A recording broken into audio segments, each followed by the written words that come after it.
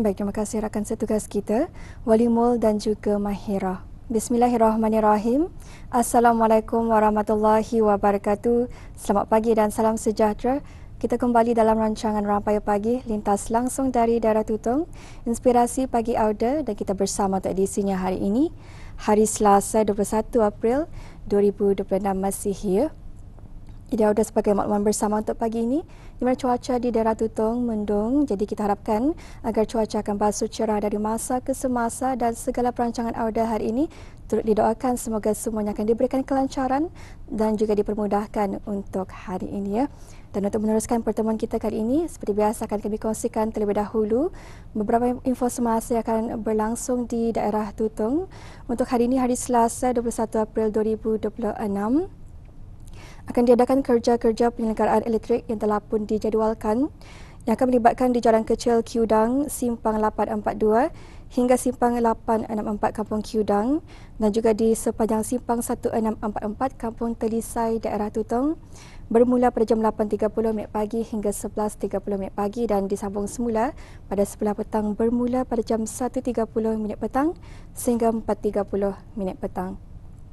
Manakala makluman yang seterusnya juga Auda hari ini 21 April 2026 akan diadakan kerja-kerja pencian tangki air Telisai yang akan melibatkan di kawasan STKRJ Telisai, Kampung Telisai dan kawasan sekitarnya bermula pada jam 8.30 pagi sehingga kerja-kerja ini selesai. Jadi Auda, kawasan yang terlibat ini berkemungkinan akan mengalami tekanan air rendah terutama di kawasan-kawasan tanah tinggi. Jadi untuk sebarang permohonan pembekalan air tanker, Auda bolehlah menghubungi ke talian Darussalam 123. Jadi itulah antara dua info semasa yang boleh kami kongsikan bersama untuk pagi ini dan seterusnya kita akan ikuti bahan visual yang telah pun disediakan. Untuk itu Auda, mari kita terus saksikan bersama.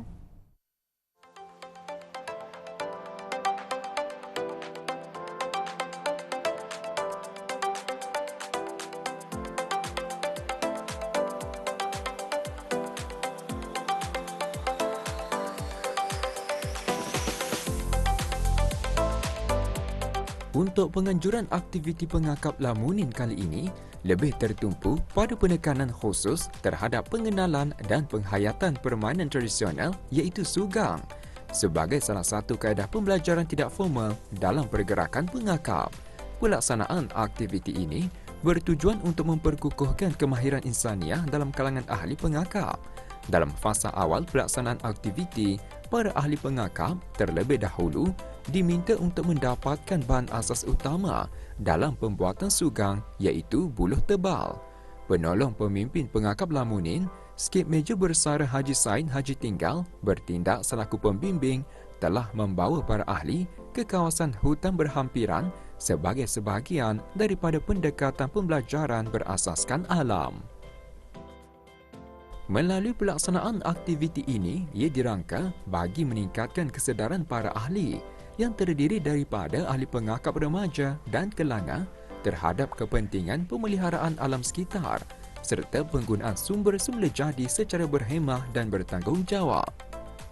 Di samping itu, para ahli turut diajar dan dikongsikan tips oleh pembimbing tentang teknik pemilihan bahan yang sesuai selain cara-cara untuk membersihkan buluh tebal yang bakal digunakan dalam pembuatan sugang. Antara tips dalam pemilihan buluh tersebut, hendaklah ia mempunyai dahan yang kuat kerana ia berfungsi sebagai tempat pelumakan atau pemijak pemain.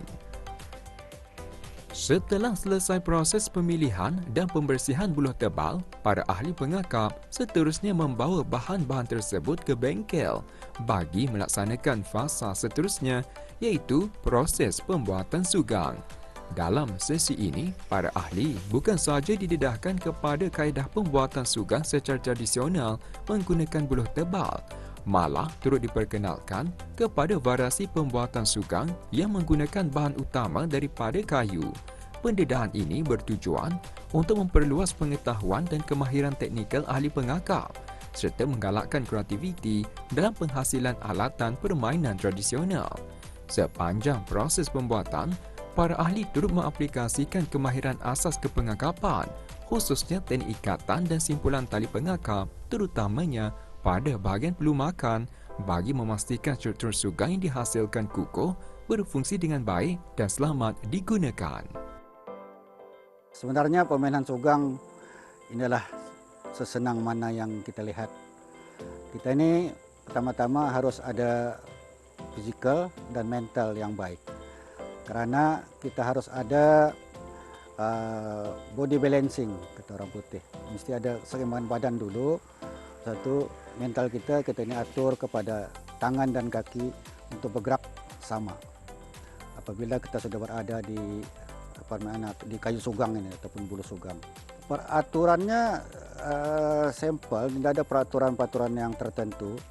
Yang penting kita ini boleh menjalankan kayu ini dengan menaiki dan sama ada kita ini berjalan ataupun berlari.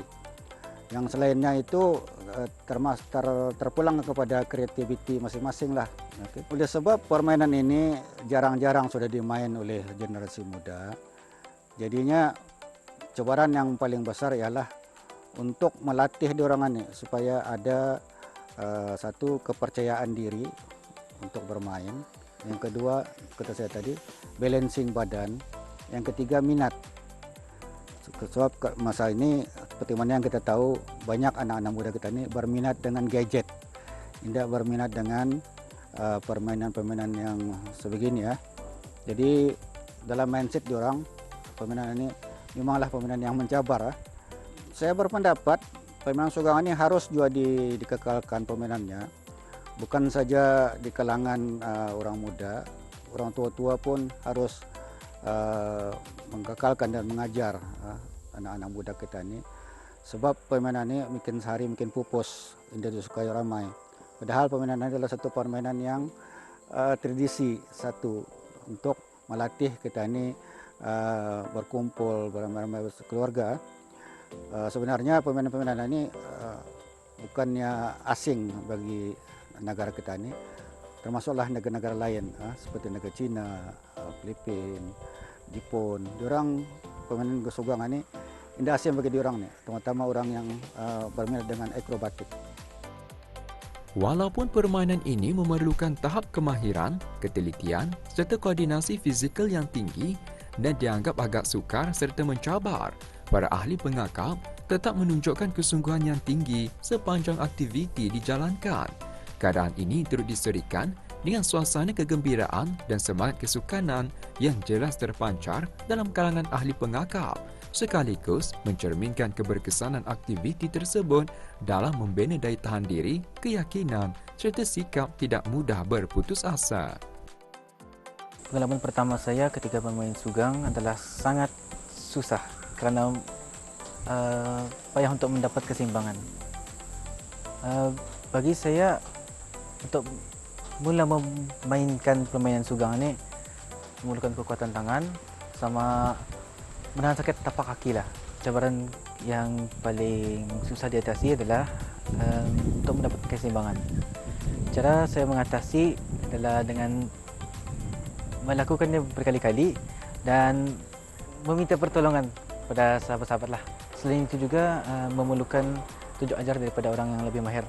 Perasaan saya ketika bermain sugang ialah bermain sugang itu semestinya akan membangkitkan rasa takut atau dan juga kegembiraan yang tinggi. Dan juga apabila saya tidak mau disugang atau mengelak daripada disugang oleh pihak musuh. Dan juga kita akan merasa gembira dan puas hati apabila strategi pasukan kita berjaya untuk mengalahkan pasukan lain. Ianya sangat relevan kerana pada masa kini kita tahu dengan adanya gadget dan juga peranti, generasi muda terdistract kepada benda itu dan juga dengan kita mengekspos mereka kepada bermain sugang, mereka akan keluar daripada dunia maya mereka kepada dunia realiti. Memang tidak dinafikan arus kemodenan dan kecanggihan era globalisasi masa kini telah menyebabkan sebahagian warisan permainan tradisional semakin terpinggir dan kurang mendapat perhatian generasi muda. Namun demikian, pelaksanaan aktiviti permainan sugang dalam kalangan ahli pengakap lamuning membuktikan bahawa warisan budaya tradisional masih relevan dan berupaya dijadikan medium pembelajaran berkesan. Oleh demikian, usaha memartabatkan warisan permainan sugang melalui aktiviti kepengakapan wajar diteruskan secara berterusan agar khazanah budaya ini dapat dipelihara dan diwarisi oleh generasi akan datang.